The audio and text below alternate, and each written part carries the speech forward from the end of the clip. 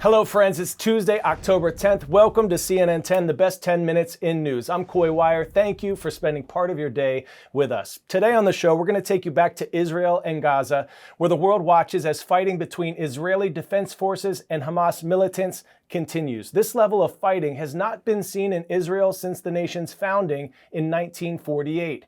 And on our show yesterday, we laid out how this conflict began and gave you a background on the decades-long dispute around the Gaza Strip. You can view that episode in our archive or on our CNN 10 YouTube channel. Now, the death toll from this weekend's attacks continues to rise, with several hundreds killed in Israel. On Monday, the Israel military said that they have now taken complete control of the Israeli communities that had been initially stormed by Hamas gunmen, but Hamas militants claim they still hold over 100 hostages. It's believed that among them are American, Mexican, Brazilian, and Thai citizens. The Israeli military vows to continue a complete siege of Gaza and is hitting back hard at Hamas militants.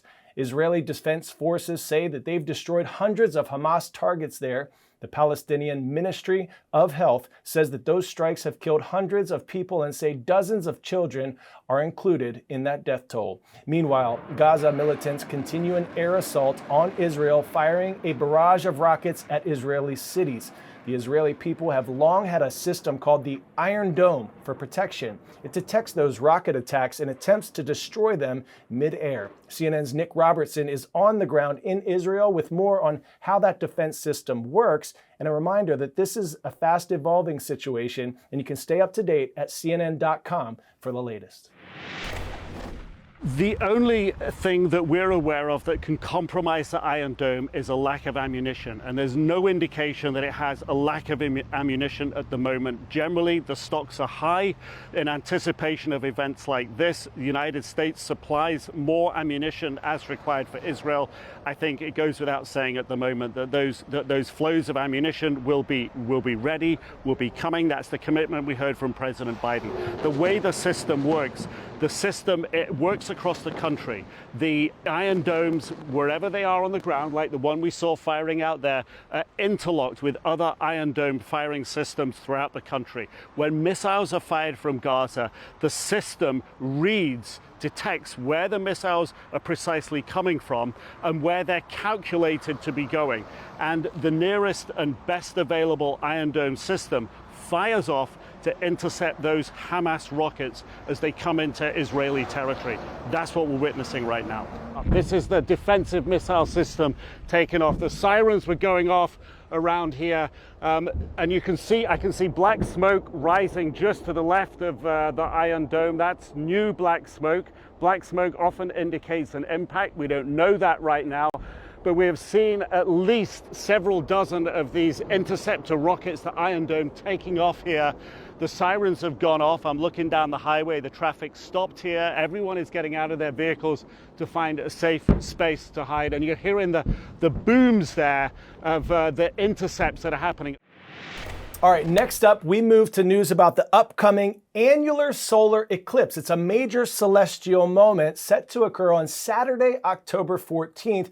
And if you're here in the United States, we just may see what is called a ring of fire. The moon is going to pass between the Earth and the sun starting around 9:13 a.m. Pacific time on the West Coast. It'll end in the U.S. in Texas at 12:03 Central Time. Yes, astrologers can get that specific. The moon will cover 90% of the sun's surface and create what could become some beautiful steely skies. The best viewing areas are shown on this map with the path with the yellow circles there.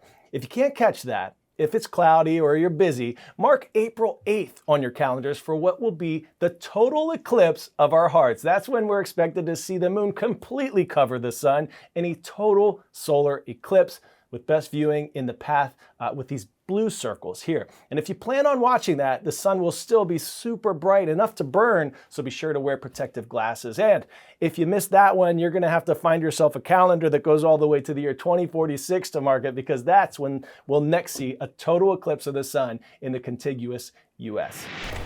Watching as the moon blocks out the light from the sun, it can be hard to imagine the amazing cosmic coincidence taking place.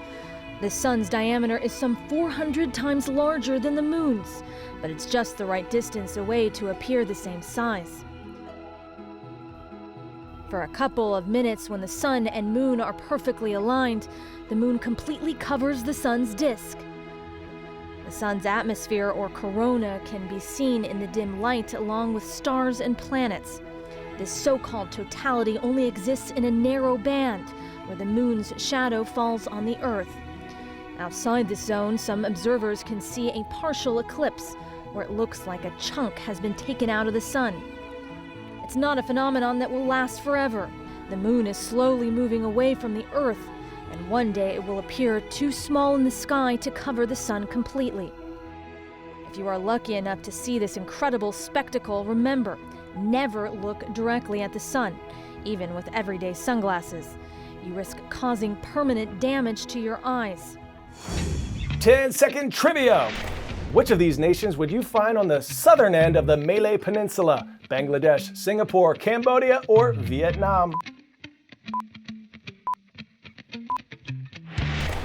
A city, nation, and a state. Singapore is your correct answer here. Ding, ding, ding.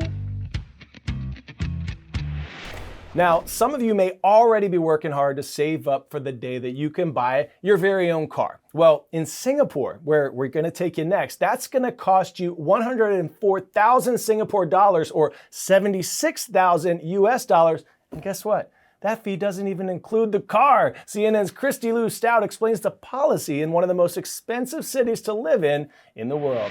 Owning a car in the tiny island nation of Singapore could burn a massive hole in your pocket, and that's before you get to the part when you actually buy a car. Let me explain. An immensely space-starved Singapore runs on a quota system. So if you want to buy a car, you must first bid for a certificate of entitlement, basically a license just to own one. Now, this is over and above a driving license, and it costs $106,000. That amount could fetch you not one, not two, but 4 Toyota Camry hybrids in the US. And that makes Singapore the world's most expensive city to buy a car in. But credit where it's due, Singapore has an impressive local transport system catering to its 5.9 million citizens, connecting all parts of the island that can be driven across in less than an hour. Our space is finite, which is why the quota system was brought in more than 3 decades ago. It limits car ownership to keep traffic in check and reduce emissions. So owning a car in Singapore, one of the world's most expensive cities, is not just a luxury, it's almost out of reach for many. Christy Lou Stout, CNN, Hong Kong.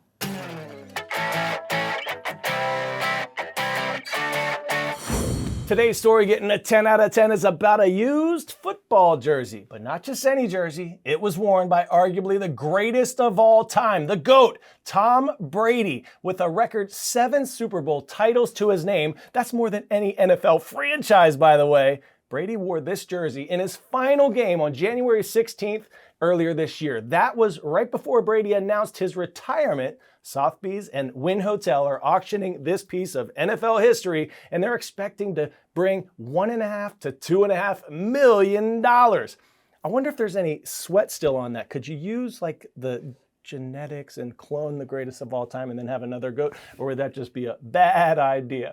That's all for us today on CNN 10. You all know what time it is. You have the rest of the day to send me your most sagacious, prodigious, unequivocally idiosyncratic words to my social @KoiWire for us to feature Your Word Wednesday. So submit your vocab word along with the definition, your city, state, school, and even your teacher's name if you want in the comment section of my most recent post. And we're going to choose one good one to work into tomorrow's show. Good luck. Now we get ready to rumble. Today's shout out goes to the Waverly Warriors at Waverly High School in Lansing, Michigan. Rise up. I'm Coy. This is CNN 10, and we'll see you tomorrow.